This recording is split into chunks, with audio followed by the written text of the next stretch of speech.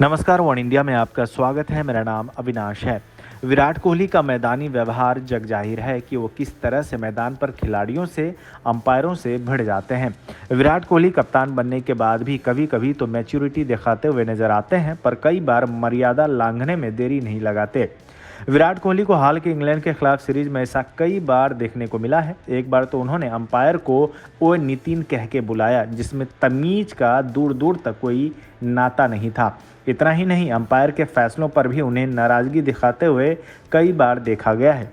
एक क्रिकेट कप्तान होने के नाते इन बातों का ध्यान रखना पड़ता है कि आप देश को लीड कर रहे हैं और अंपायर भी इंसान है, वो गलत हो सकते हैं, पर मैदान पर आप उनके फैसलों पर दबाव नहीं बना सकते, बहस नहीं कर सकते। फिर तो अंपायर होने का मायने नहीं रह जाएगा अगर वो हर कप्तानों के अनुसार फैसला सुनाने लगे तो। अब इस पर इंग्लैंड के डेविड लॉयड ने कोहली पर बड़ा आरोप लगाया है और जमकर अपने कॉलम में भारतीय कप्तान को लताड़ा है।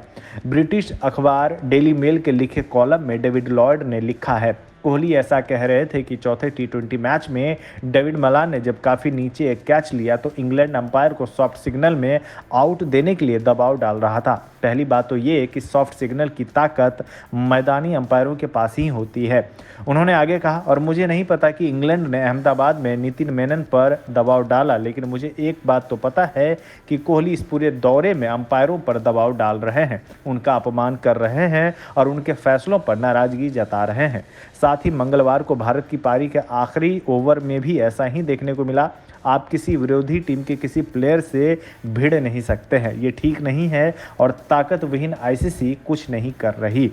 आपको बता दें, भारत और इंग्लैंड के बीच सीरीज में अब तक स्लो ओवर रेट का भी एक मसला रहा है। इस पर डेविड लॉयड ने लिखा, स्लो ओवर रेट के साथ भी कुछ ऐसा ही हो रहा है। जब 2003 में टी20 क्रिकेट की शुरुआत हुई तब ये छोटा, तेज और मज़ेदार था। अब ये सुस्त हो गया है। मैच 4 घंटे से ज़्यादा लंबे हो रहे हैं और वनडे मैच की पहली पारी 4 घंटे से ज़्यादा तक चली। इसका परिणाम, डेविड लॉयड ने आगे कहा कि अभी अंपायरों के पास ताकत नहीं है और कोहली, जिस पर काफ़ी जिम्मेदारी है, उसका काफ़ी प्रभाव है, उसे खुद का ध्यान रखना होगा। इस खबर में बस इतना ही। तमाम अपडेट्स के लिए बने रहिए वन इंडिया के साथ।